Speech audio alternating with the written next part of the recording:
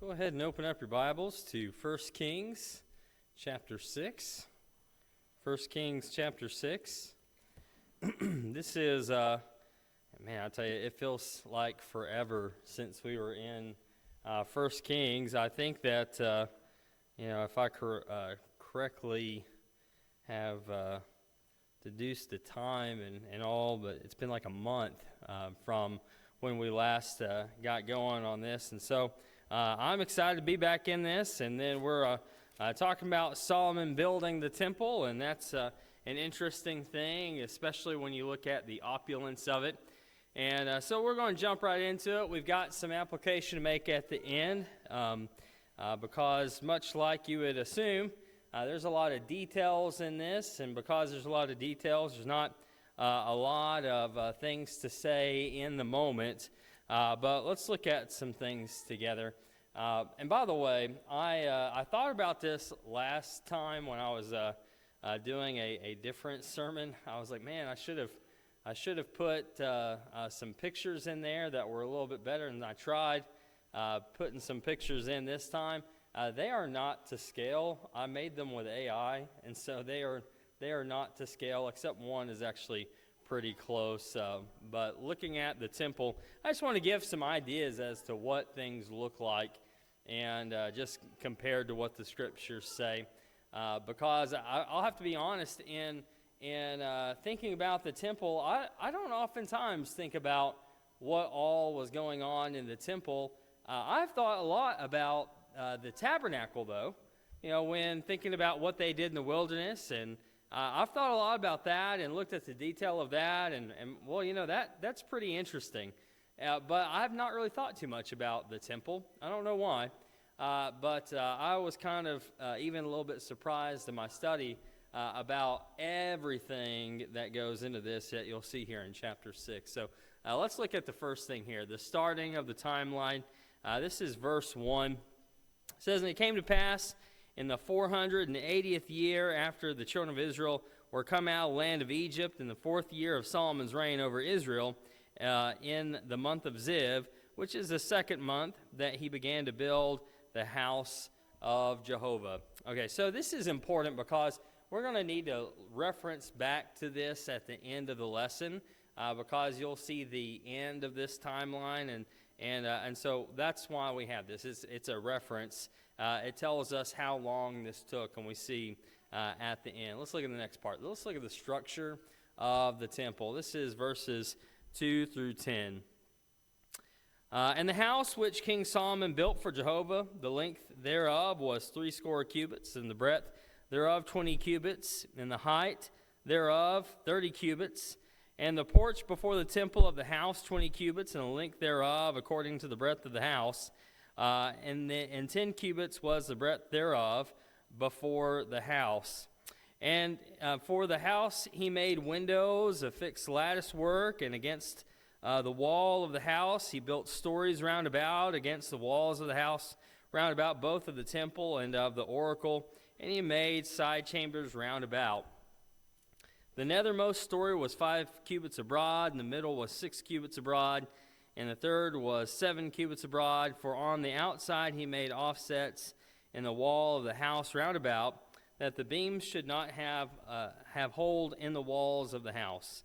And the house, when it was in building, was built of stone made ready at the quarry, and there was neither hammer nor axe nor any tool of iron heard in the house while it was in building.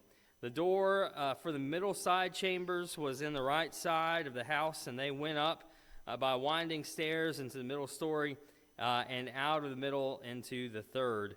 So he built the house and finished it, and he covered the house with beams and planks of cedar, and he built the stories against all the house, each 5 cubits high, and they rested on the house with timber of cedar. Now, if we go back and we just kind of think about what cedar does, I don't know, probably, it hasn't really been that long, I guess.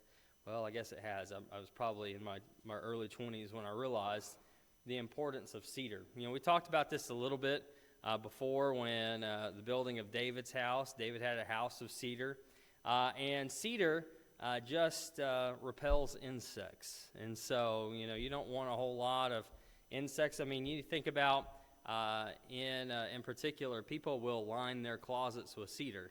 That's still something people do today. Not only does it look good and smells good, but it repels insects. And so that is the importance of that. But when you look at what is going on, I think something that is particularly of interest is the fact that as they're building this thing, they are assembling it somewhere else. They are taking the parts and the pieces, and they're basically machining those somewhere else. They are using their hammers and chisels in other places, and then they're setting them in place here. Now, I've thought about this on several different regards, but where this is being put, this is going to be a place for worship, and so there are people probably already in this area gathering, and so this is to not disturb people.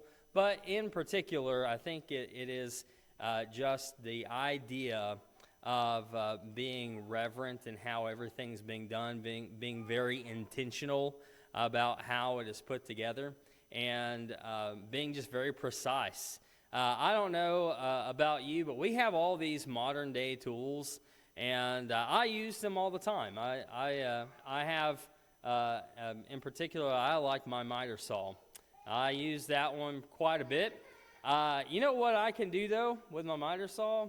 I can go and I can make a cut, and if it's not quite right, I usually don't cut it too short. I usually, on purpose, if I'm going to do anything, I'm going to cut it a little bit too long, because I can always trim off a little piece there. And so that's what I'll do. I can go back and I can easily cut it again and be done. But just the preciseness of all of this is just fascinating, that they were able to take it and do all the measuring, what they're going to do, and they build it somewhere else. They basically build the pieces somewhere else and then bring it in. And then they don't use these hammers and nails and chisels and all the stuff to get it together. Now, I think I explained this one not too long ago, but I was at Shaker Village years ago in Kentucky. It's in the Lexington area. And the cool thing about being there is they had lots of great craftsmen. And when you look at the houses were put together without nails. And that's what I remember about that. I mean, it's pretty cool to walk around and look at everything. Everything is a dovetail joint or something like that, where it's all just fixed together, and it has lasted for a couple of 100 years. And so it's pretty neat. But this is, I think, much better than any of that. All right, moving on. God reminds them of his covenant. Verses 11 through 13.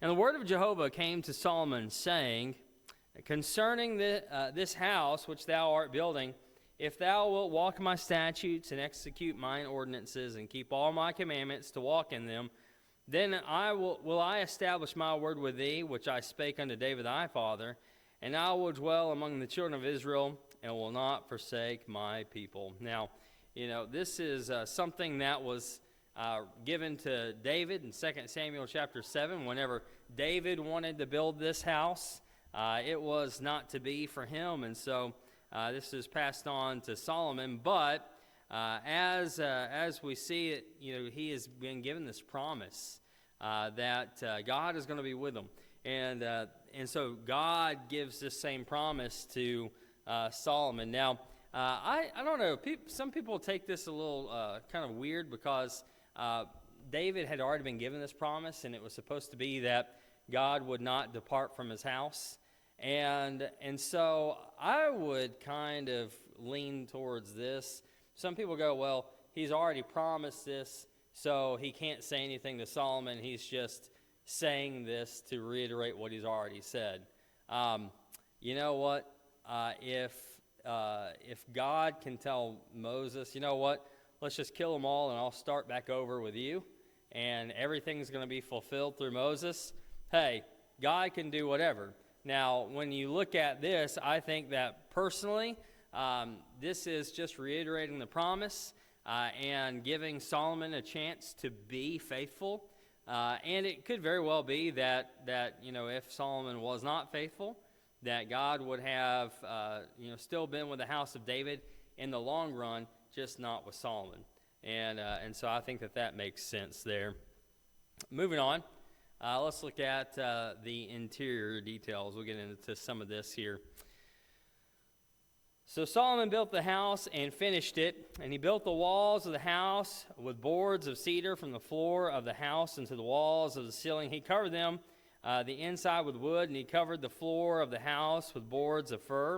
And he built 20 cubits on the hinder part of the house with boards of cedar. From the floor unto the walls of the ceiling, he built them for it within for an oracle, even for the most holy place. And the house, that is, the temple before the oracle, was 40 cubits long, and there was cedar on the house within, carved with knops and open flowers, all was cedar. There was no stone seen. And he prepared an oracle of the midst of the house within to set the ark of the covenant of Jehovah, and within the oracle was a space of 20 cubits in length, and 20 cubits in breadth, and 20 cubits in height thereof, and he overlaid it with pure gold, and he covered the altar with cedar. So Solomon overlaid the house within with pure gold, and he drew chains of gold across before the oracle, and he overlaid it with gold. And the whole house he overlaid with gold until all the house was finished. Also the whole altar that belonged to the oracle he overlaid with gold. All right, so when you look at this, and this, there's going to be some other references to this. But you have references to the different carvings and everything, the different woods that are used, all expensive stuff. But then all of it at that is overlaid with gold, and so everything has gold on it. This is pretty neat. But gold has a particularly interesting quality in that. It does not easily corrode. When you look at gold, I mean, we make parts for electronics with gold because they're not going to corrode. And so that's why you'll see these little eco things in like Walmart. If you go in and you look in, they have like a little kiosk, and you can return your electronics. Yeah, they probably want the batteries and stuff to recycle, but what they're really after is the gold inside of your phone, because you do have gold in your phone. And so anyway, there's all kinds of things that are pretty neat. But I just, when looking at this is all detailed, and then it is overlaid with gold. Now, if you ask me this question afterward, I'm just going to tell you I have no idea. But how did this happen? Oh, man, I have no clue. How did they come? Did they brush it on? I don't know. Everything is overlaid with gold. That's all I know. So they built this house. They put all these details in it, and then they overlaid the entire thing with gold. All right, now we're going to look at the cherubim, verses 23 through 29. And in the oracle he made 2 cherubim of olive wood, each 10 cubits high, and 5 cubits was the one wing of the cherub, and 5 cubits the other wing of the cherub.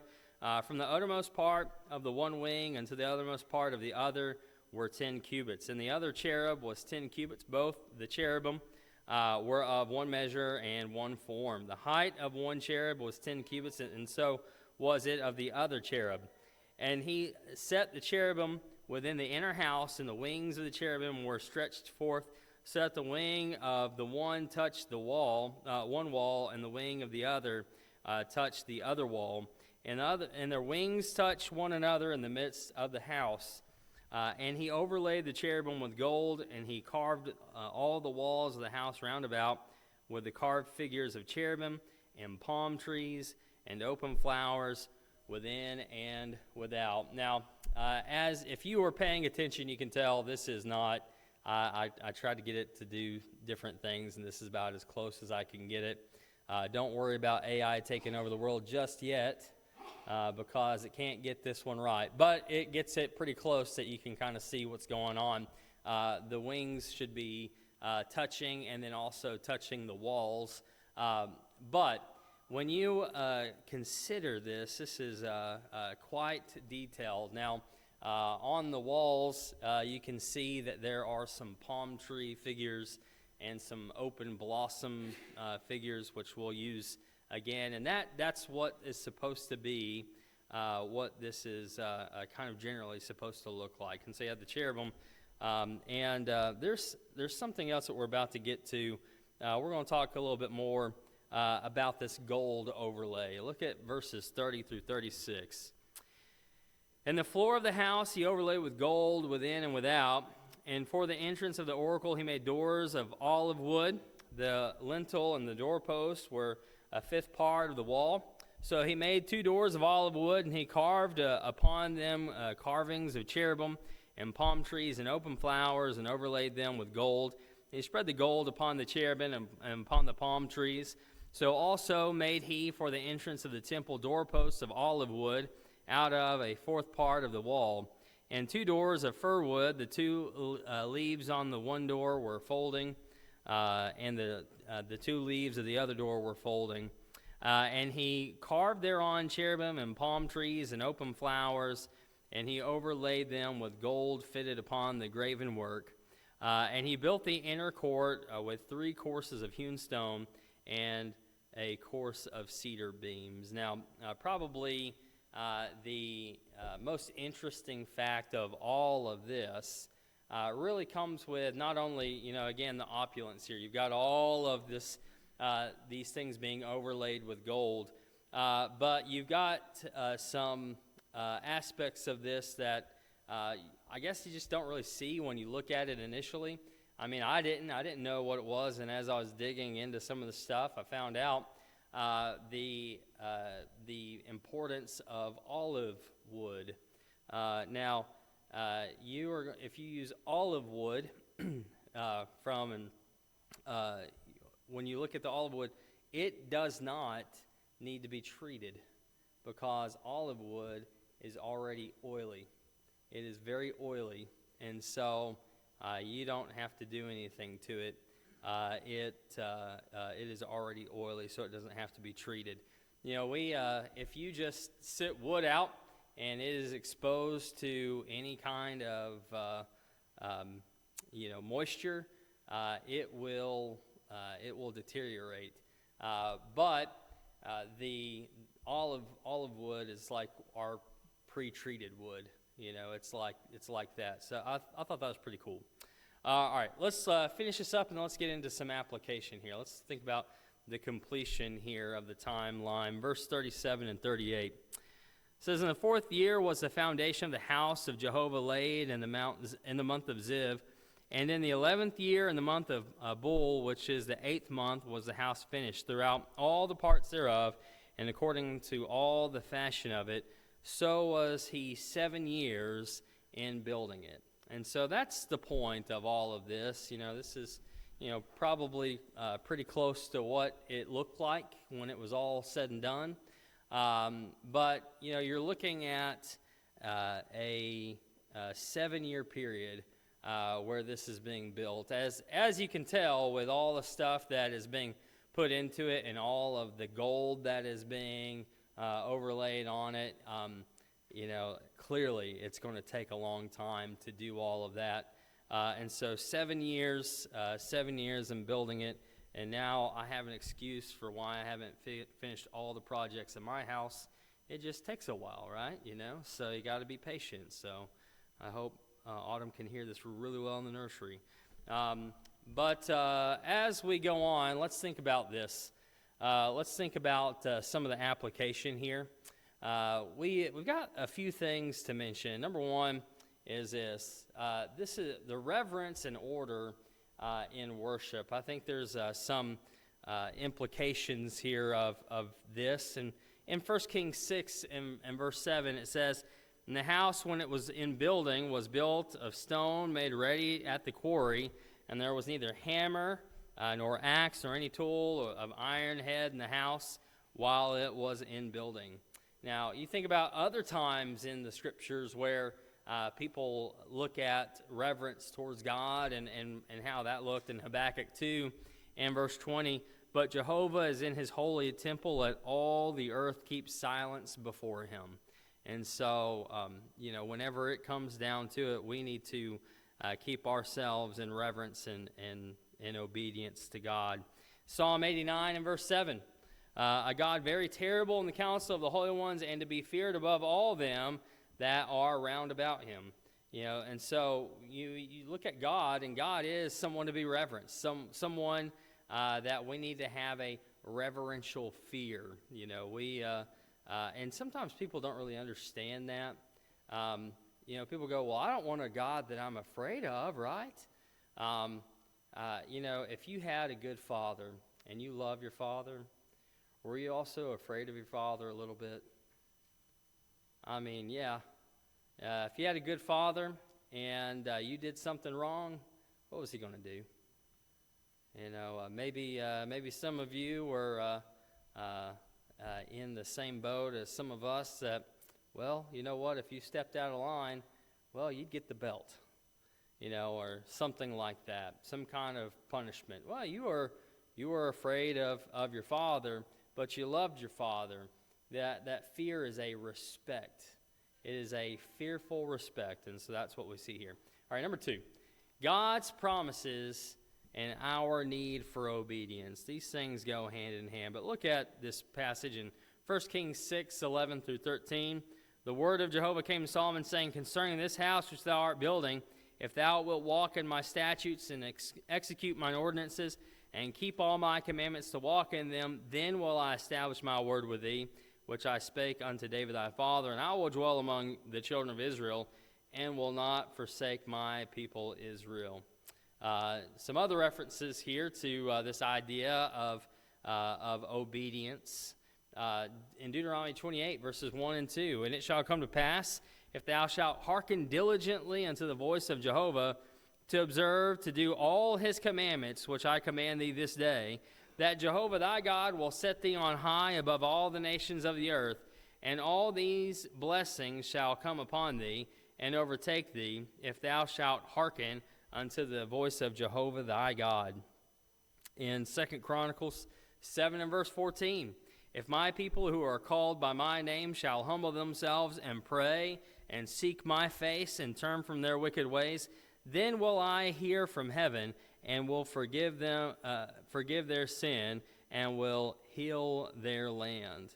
Another passage talking about God's promises and then a need for obedience comes in John 14 and verse 23. Jesus answered and said to him, if a man love me, he will keep my word, and my Father will love him, and we will come unto him and make our abode with him. And so we need to follow God. We need to be obedient, and he will treat us well.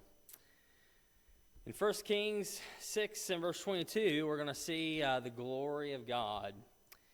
And the whole house he overlaid with gold until all the house was finished. Also the whole altar that belonged to the oracle he overlaid with gold. And then verse 29, he carved the walls of the house round about with carved figures and cherubim and palm trees and open flowers within and without. There have been some things that you and I have experienced that have been really nice, right? Has anybody ever just treated you really, really well? Whenever someone treats you well, isn't that kind of a descriptor of how that they feel about you? At least it should be, right? If they treat you really well, hey, they really like you, right? I guess the opposite's pretty true too.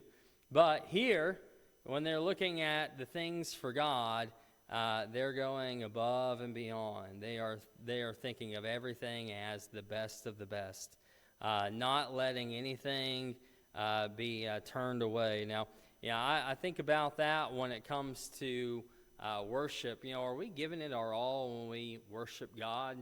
Or are we just kind of going through the motions? Are we just kind of doing whatever it is that we want to do, or we're just coming in and checking off boxes because we know we're supposed to be here, right?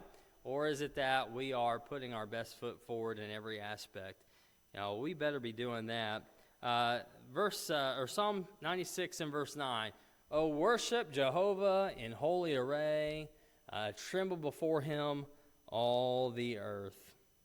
Lastly, I want to bring up this. This was a long-term commitment. This is a long-term commitment to God. And when we looked at verses 37 and 38, we saw that it took how long to build it? It took 7 years. It wasn't an easy thing. It didn't just happen overnight. Sometimes, we get impatient, right? You think about how fast our world is today.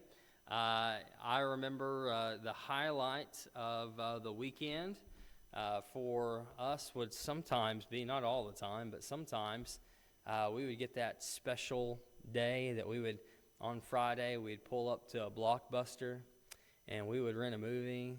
You remember those days? Yeah, they don't have those anymore. They don't have very many video rental stores anymore. Why is that? People have stopped watching movies? Is that what that is? No, it's because when you have the internet and then you have something like Netflix, you can immediately watch something. If I didn't have any qualms with going to the movie theaters and seeing the movies that are out these days, I would still wait for it to come out on Netflix because, man, that is just so much faster. Man, I wouldn't care for that at all. Just, hey, who cares about any of that? Just wait for it to come out, and that's just the way it is. It's just so easy to access. And then not only do you have Netflix, but you have like 15 other streaming services. If you don't like that one, you can go to some other one. You can go to Amazon Prime. You've got Paramount Plus. You got all these things. You've got everything that you could ever want, right? And it's all with the ease of clicking a button. I think sometimes we get impatient these days because something doesn't happen just immediately. The technology these days is just amazing. You know how I pay my water bill? Does anybody else do this? You get a text message, and you just reply to the text message to pay it. And then the city of Broken Arrow goes, done. It's done. You don't have to do anything else. That is so easy. I remember dreaming about those days whenever, I first started living out on my own. It's so easy. Everything is at our fingertips, but I think that also causes us to be a little bit more impatient at times. Now, when it comes to serving God, sometimes things take time. There are things that we need to take our efforts and fully, do the work of the Lord. And it doesn't happen overnight. We've been talking about evangelism for several months now. We've seen some positives from that. But if you take a look around, maybe you go, well, I don't like this because we haven't done a whole lot yet. Well, you know what? You know what a little bit does all the time? If you just try to do 1% better every day, do you think that eventually you're going to have some good outcome? Yeah, if you don't do anything, surely you're not going to have any real good outcome. But if you're trying to do better every day in some regard, then someone might say, well, you know what, maybe you want to get in shape for whatever reason, and you go, hey, I've got to work out, and you think about all that it would take for you to get to where you want to be, and just the thought of that might exhaust you, and you go, I don't want to do all that, and then you do nothing. Well, you're not any closer, but maybe if you said, hey, I'm just going to go for a walk every day, you think that walk's going to get you just a little closer to that? Absolutely. We need to be a little bit more patient when it comes to the work of the Lord. They were in for a long-term commitment. Let's look at some passages according to this. In Galatians 6 and verse 9, let us not be weary in well-doing, for in due season we shall reap if we faint not. And so we know that we don't need to grow weary in well-doing, according to that passage. And that's hard to do sometimes, isn't it? You know, when you're doing something and you're thinking, man, I don't see anything from this. You know, I feel for my wife being at home with all the kids, and you know, sometimes I know she's thinking, you know, it's just the same thing every day. There's another mess somewhere else, you know, and I know that my older girls help out a lot. They probably feel the same way, thinking, you know, there's just no end to this. Well, there is certainly no end to laundry, right? You know, when you've got a household as big as ours, there is no end to laundry. You have to do 2 or 3 loads a day just to keep up with it, right? So, but if you take a day off thinking, I don't want to do laundry, guess what? You got more to do the next day. And so there's a lot to be done. And you can think, well, there is no end to this. And, you know, you may grow weary in well-doing. You may think of other things like that where you have been working on something and it's taking so long. But don't grow weary in well-doing. Just stay faithful. 1 Corinthians 15 and verse 58. Wherefore, my beloved brethren, be ye steadfast, unmovable, always abounding in the work of the Lord, for as much as you know that your labor is not in vain in the Lord. You know, it's never going to be in vain. Because at the very least, guess what you're getting? Maybe it is that we're going out, we're trying to reach the lost, and yet there's not many coming in. Yeah, maybe it is that you personally aren't bringing anybody in, but you're trying and you're doing everything you can, and you might go, well, you know what, I feel like I'm doing this for nothing. You know, our labor is not in vain whenever you look at what this means, what it means to be vain. It's empty or worthless. Anytime you're serving God, it is not worthless. It is always beneficial. At the very least, you get to please God by being in service to Him. Even though you don't see much progress, you are still in service to God. And then finally, Hebrews 6 and verse 10, for God is not unrighteous to forget your work and the love which He showed toward His name, and that you ministered unto the saints and still do minister. Keep working for the Lord. You know, live by this example. Keep working for the Lord. Keep trying to do the right thing. Keep serving Him because God is not going to forget your work. Maybe it is that your work in this lifetime is not as successful as someone else's, but that doesn't matter because God still loves you. God wants you to be His, and He will take care of you. And at the very least, you get to be with Him one day, and that's really all that matters. And so, you know, as we bring this to a close, we need to remember some things here. You know, the application here is that we need to be reverent here in worship. You know, they were reverent in how they were building the temple. God's promises and our need for obedience is immensely important. We need to give glory to God and think about the glory of God as we worship Him.